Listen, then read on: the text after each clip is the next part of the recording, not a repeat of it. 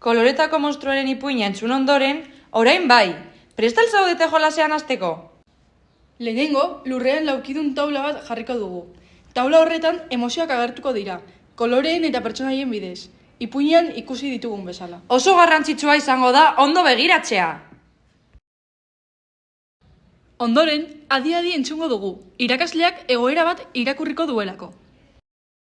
Papertxo bat aterako dugu. Adibidez, norbaitek zure gustoko janaria prestatzea. Egoera entzun ondoren, oso ondo pentsatu beharko duzu. Goaz orain bibota erabiltzera. Ikusi duzuenez, robotari aginduak emango dizkiogu, aurrera, atzera, eskerrera eta eskuinera.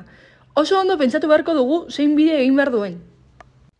Eta behin programatuta, bibotak bere ibilbidea egingo du. Ikusi dezagun.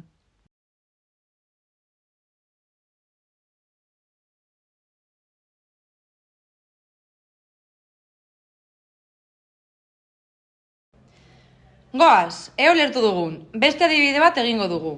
Irakasleak beste egoera bat irakurriko du. Adibidez, norbaitek zurekin jolastu nahi ez izatea. Eta berriro ere pausos pauso egingo dugu. Nola sentitzen naiz? Zein da dagokion emozioa? Aukeratu monstrua eta bibota programatu bertara iristeko. Baina gogoratu, ez bada lehenengoan ateratzen, ez da ezer gertatzen. Saiatzen jarraituko dugu, pizkanaka ikasiz.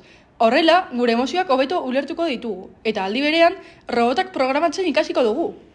Eta berriro ere, bibotak egiten duen ibilbideari ekingo diogu. Animo!